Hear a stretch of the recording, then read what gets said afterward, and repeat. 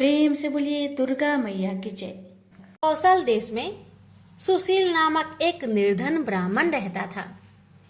प्रतिदिन मिलने वाली भिक्षा से वह अपने परिवार का भरण पोषण करता था। उसके कई बच्चे थे। प्रातःकाल वह भिक्षा लेने घर से निकलता और सायंकाल लौट आता था। देवताओं, पितरों और अतिथियों की पूजा करने के बाद आश्रित जन को खिलाकर ही स्वयं भोजन किया करता था। इस प्रकार भिक्षा को वह भगवान का प्रसाद समझकर स्वीकार करता था। इतना दुखी होने पर भी वह दूसरों की सहायता के लिए सदैव तत्पर रहता था। यद्यपि उसके मन में अपार चिंता रहती थी, तथापि वह सदैव धर्म कर्म में लगा रहता था। अपनी इंद्रियों पर उसका पूर्ण नियंत्रण था। वह सदाचारी, धर्मात्मा और सत्यवादी था। उसके हृदय में कभी क्रोध, अहंकार और ईर्ष्या जैसे तुच्छ विचार उत्पन्न नहीं होते थे। एक बार उसके घर के निकट सत्यव्रत नामक एक तेजस्वी ऋषि आकर ठहरे। वे एक प्रसिद्ध तपस्वी थे। मंत्रों और विद्याओं का ज्ञाता उनके समान आसपास दूसरा कोई नहीं था। शीघ्र ही अनेक व्यक्ति उनके दर्शनों को आने लगे। सुशील के हृदय में भी उनसे मिलने की इच्छा जागृत हुई और वह उनकी सेवा में उपस्थित हुआ। सत्यव्रत को प्रणाम कर वह बोला, ऋषिवर, आपकी बुद्धि अत्यंत विलक्षण है। आप अनेक शास्त्रों, विद्याओं और मंत्रों के ज्ञाता है। मैं एक निर्धन, दरिद्र और असहाय ब्राह्मण हूँ। कृपया मुझे बताइए कि मेरी दरिद्रता किस प्रकार समाप्त हो सकती है। सत्यव्रत ने आगे कहा कि मुनिवर, आपसे यह पूछने का केवल इतना ही अभिप्राय है कि मुझ में कुटुंब का भरण पोषण करने की शक्ति आ जाए। धन भाव के कारण मैं उन्हें समुचित सुविधाएं और अन्य सुख नहीं दे पा रहा हूँ। दया निधान, तप, दान, व्रत, मंत्र अथवा जब आप कोई ऐसा उपाय बताने की कष्ट करे जिससे कि मैं अपने परिवार का यथोचित भरण पोषण कर सकूं। मुझे केवल इतने ही धन का अभिलाषा है जिससे कि मेरा परिवार सुखी हो जाए। सत्यव्रत ने सुशील को भगवती दुर्गा की महिमा बताते हुए नवरात्रि व्रत करने का परामर्श दिया। सुशीला ने सत्यव्रत को अपना गुरु बनाकर उनसे मायाबीज नामक भुवनेश्वरी मंत्र की दीक्षा ली। तत्पश्चात नवरात्रि व्रत रखकर उस मंत्र का नियमित जप आरंभ कर दिया। उसने भगवती दुर्गा की श्रद्धा और भक्ति पूर्वक आराधना की। 9 वर्षों तक प्रत्येक नवरात्रि में वह भगवती दुर्गा के माया बीज मंत्र का निरंतर जाप करता रहा। सुशील की भक्ति से प्रसन्न होकर 9वें वर्ष की नवरात्रि में अष्टमी की आधी रात को देवी भगवती साक्षात प्रकट हुई और सुशील को उसका अभीष्ट वर प्रदान करते हुए उसे संसार का समस्त वैभव, ऐश्वर्य और मोक्ष प्रदान किया। इस प्रकार भगवती दुर्गा ने प्रसन्न होकर अपने भक्त सुशील के सभी कष्टों को दूर कर दिया और उसे अतुल धन संपदा, मान सम्मान और समृद्धि प्रदान की। इसी कहानी से यह शिक्षा मिलती है कि किसी भी कार्य को श्रद्धा, भक्ति और निष्ठा से करने पर उसका फल सदैव अनुकूल ही प्राप्त होता है। प्रेम से बोलिए भगवती दुर्गा की जय। माँ दुर्गा को आदि शक्ति, भवानी और अन्य कई नामों से जाना जाता है। पौराणिक कथाओं के अनुसार माँ का जन्म दैत्यों के विनाश के लिए हुआ था।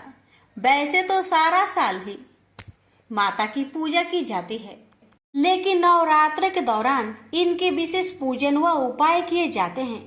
कहा जाता है कि नवरात्र के समय 9 दिन माता रानी पृथ्वी पर आकर भक्तों के बीच रहती है। इसलिए माँ को खुश करने के लिए विधि विधान पूर्वक आरती, पूजा एवं दुर्गा सप्तशती का पाठ करते हैं।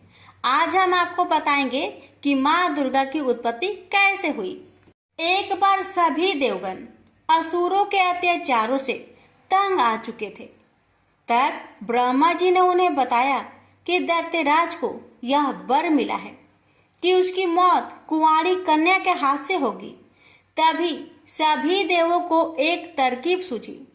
उन्होंने मिलकर अपनी अपनी शक्तियों से एक देवी को प्रकट किया। विभिन्न देवताओं की देह से निकले हुए तेज से ही देवी के अलग अलग अंग बने।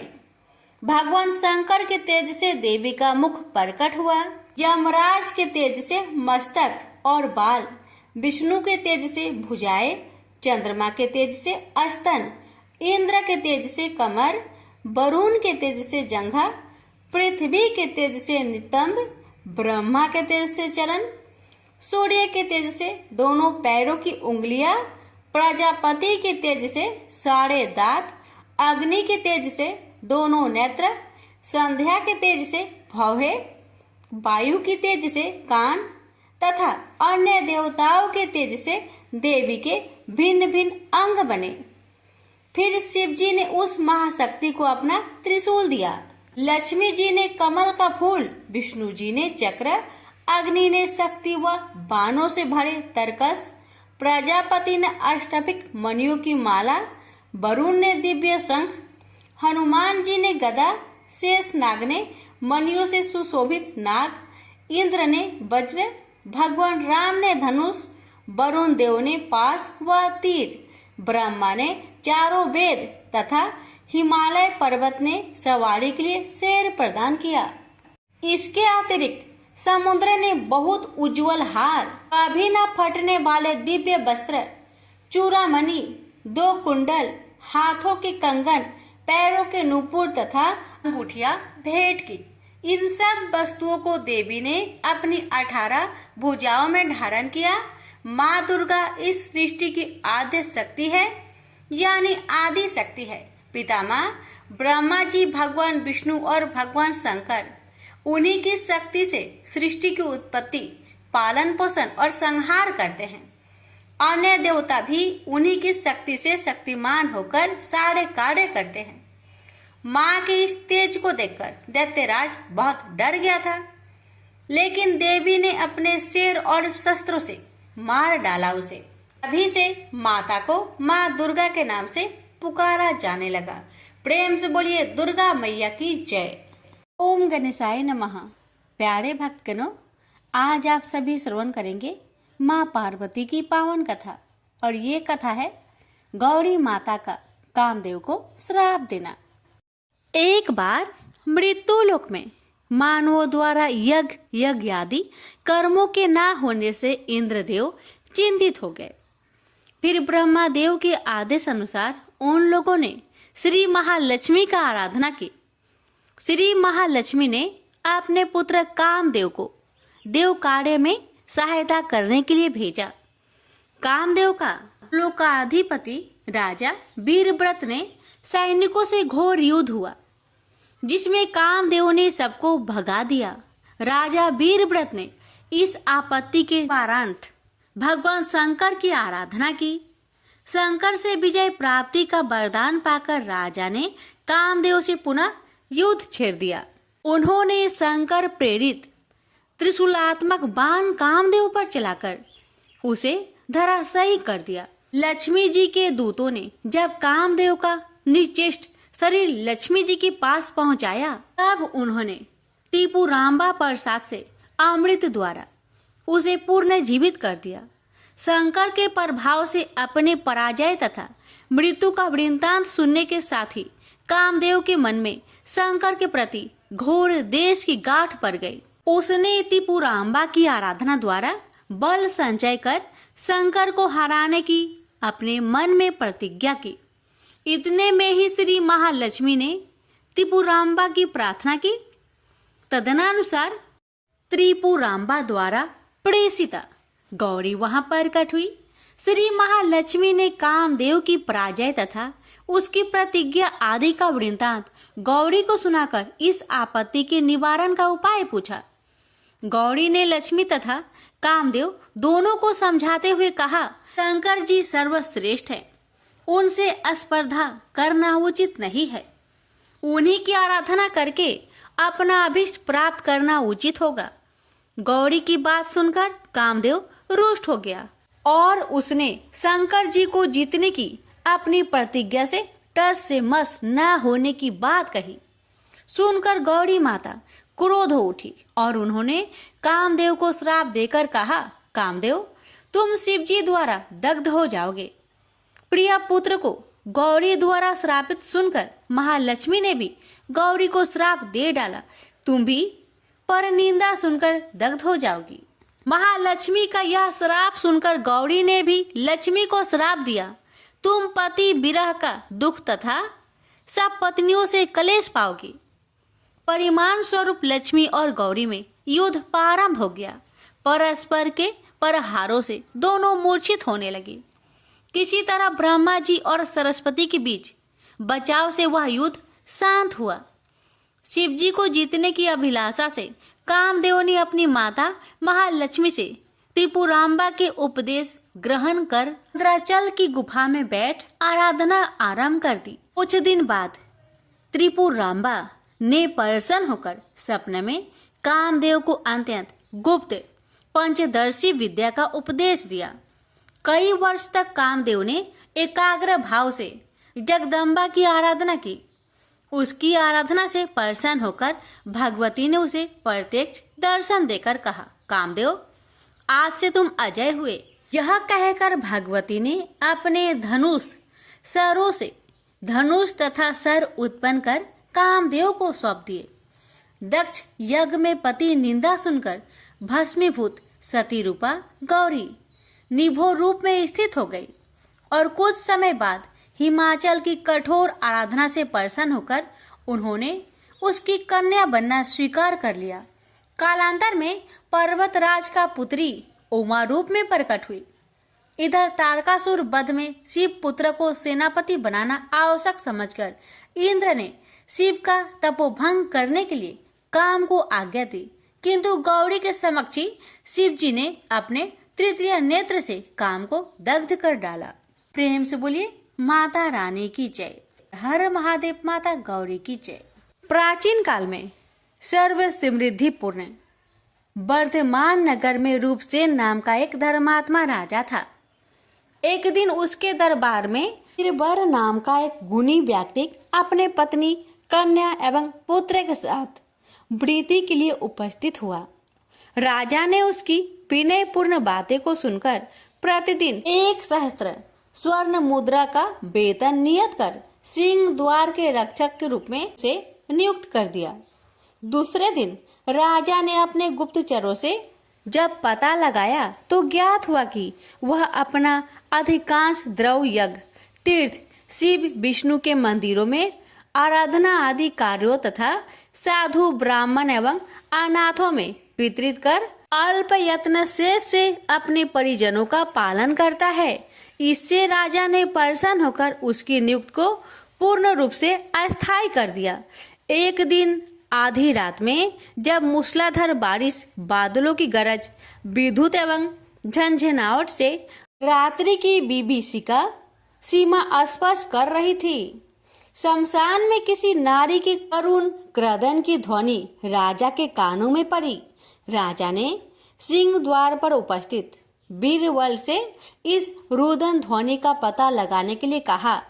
जब बीरबल तलवार लेकर चला, राजा भी उसके भय की आशंका तथा सहयोगार्थ एक तलवार लेकर गुप्त रूप से उसके पीछे लग गया। बीरबल ने शमशान में पहुंचकर एक स्त्री को वहां रोते देखा और उससे जब इसका कारण पूछा तो उसने कहा, मुझे इस राज्य की लक्ष्मी अथवा राष्ट्र लक्ष्मी समझो। इसी माह के अंत में राजा रूपसेन की मृत्यु हो जाने पर मैं अनाथ होकर कहाँ जाऊंगी, इसलिए रो रही हूँ। बीरबल ने राजा की दीर्घ आयु के लिए जब उससे उपाय पूछा, उसने बताया, तुम अपने पुत्र की चंडिका के सामने बलि देने पर राजा की शतायु होने की बात कही। फिर क्या था, बीरबल उल्टे पांव घर लौटकर पत्नी, पुत्र आदि को जगाकर और उसकी सम्मति लेकर उनके साथ चंडिका मंदिर में पहुंचा। राजा भी गुप्त रूप से पीछे पीछे सर्वत्र जाता रहा। बीरबल ने देवी की प्रार्थना कर राजा की आयु बढ़ाने के लिए अपने पुत्र की बलि चढ़ा दी। इसे देखते ही उसकी बहन का दुख से हृदय फूट हो गया। फिर उसकी माता भी चल बसी। बीरबल इन तीनों का दाह संस्कार कर स्वयं भी राजा की आयु की वृद्धि के लिए बलि चढ़ गया। राजा छिपकर यह सब देख रहा था। उसने देवी से प्रार्थना की, अपने जीवन को व्यर्थ बताते हुए और अपना सिर काटने के लिए उसने जैसे ही तलवार खींची, वैसे ही देवी ने प्रकट होकर उसका हाथ पकड़ लिया और वर मांगने के लिए कहा। राजा ने देवी से परिजनों सहित बीरबल को जीवित करने की प्रार्थना की। फलतः देवी ने सबको जीवित कर दिया और राजा चुपके से वहां से चलकर अपनी अटालिका में जाकर लेट गया। इधर बीरबल भी चकित होता हुआ तथा देवी की कृपा मानता हुआ अपने पूर्ण जीवित परिवार को घर पर छोड़कर राजा प्रसाद सिंह के द्वार पर खड़ा हो गया। तब राजा ने उसकी वहां उपस्थिति के लक्षणों से परिचित होकर उसे बुलाकर अज्ञात नारी के रुदन का कारण पूछा। तब बीरबल ने कहा, राजन, यह सब देवी भगवती का ही चमत्कार था। देवी ने मेरे स्वामी भक्ति की परीक्षा ली थी। चिंता की कोई बात नहीं है। इस पर राजा ने मन ही मन उसकी धीरता तथा स्वामी भक्ति की प्रशंसा की और प्रातःकाल सारी बात अपने सभासदों को बताकर बीरबल को पुत्र सहित कर्नाट एवं लाट देश का अधिपति बना दिया। उसने बीरबल को अपने तुल्य ही स्मृतिशाली बनाकर अपनी मैत्री के धीरता का निश्चय किया। प्रेम से बोलिए चंडी माता की जय। महिषासुर वध की कथा। पौराणिक कथाओं के अनुसार एक समय की बात है। रंभा और करंभा नाम के दो भाई हुआ करते थे, जिन्होंने शक्तियों को प्राप्त करने के लिए घोर तपस्या की थी। उनकी तपस्या को देखकर इंद्र को अपने राजपाट छीनने का खतरा महसूस हुआ और फिर इंद्र ने कुछ देवताओं के साथ मिलकर एक भाई को मार डाला, जिसका नाम करंभा था। रंभा को जब अपने भाई करंभा के मरने की खबर मिली तो वह बहुत क्रोधित हुआ। इससे रंभा में बदले की आग लग गई और इसलिए वह अपनी तपस्या में और कठोर हो गया। उसने अपनी उपासना से कई देवताओं को खुश किया और उन्होंने उसे वरदान भी दिया कि वह बहुत शक्तिशाली हो और वह किसी से पराजित नहीं हो सकता, न तो देवताओं से और न ही राक्षसों से। एक बार रंभा ने एक मादा भैंस को देखा और रंभा ने उसके साथ संभोग किया। इसी बीच एक नर भैंस आया और रंभा की हत्या कर दी। दुखद की बात यह थी कि रंभा ने किसी जानवर से सुरक्षित होने का वरदान नहीं लिया था। इस घटना ने मादा भैंस गर्भवती होगी और उसने आग में कूदकर आत्महत्या कर ली। जिस क्षण वह आग में कूदी, उसी समय आग से आधा भैंस और आधा मानव बाहर आया, जिसका नाम महिषासुर पड़ा। महिषासुर ने देवताओं और दैत्यों को पराजित किया। उसने देवलोक पर हमला कर उस पर कब्जा कर लिया और सभी देवताओं को बाहर निकाल दिया। सभी देवता ब्रह्मा जी के पास गए। ब्रह्मा जी उन सबको विष्णु जी और शिव जी से मिलवाए। देवताओं ने विनाशकारी महिषासुर द्वारा उनके ऊपर किया गया अत्याचार बताया, जिसे सुनकर त्रिमूर्ति को बहुत क्रोध आया। इसके बाद त्रिमूर्ति की आंखों से ऊर्जा प्रकट हुई, जो एक नारी का रूप बनी। सभी देवता उस शक्ति को देखकर प्रसन्न हुए और सभी ने उस शक्ति को माँ कहकर माना। इस तरह माँ दुर्गा की उत्पत्ति हुई। भगवान शंकर जी ने देवी को त्रिशूल भेंट किया। भगवान विष्णु ने अपना चक्र निकालकर देवी को दिया। वरुण ने देवी को शंख भेंट किया। अग्नि ने इसे शक्ति दी। वायु ने उसे धनुष और बाण दिए। देवराज इंद्र ने अपना वज्र दिया और ऐरावत हाथी ने अपना घंटा उतारकर देवी को भेंट किया। यमराज ने उसे काल दंड में से एक दंड दिया, वरुण ने उसे पास दिया, प्रजापति ने अष्टापिक की माला दी और ब्रह्मा जी ने उसे कमंडलू दिया। सूर्य ने देवी के समस्त रोमों में अपनी किरणों का तेज भर दिया। इसी तरह दूसरे देवताओं ने भी माता को आभूषण और अस्त्र देकर सम्मान किया। अंत में पहाड़ों के देवता हिमालय ने उन्हें सवारी करने के लिए एक बाघ दिया और उनका नाम महादेवी दुर्गा रखा गया।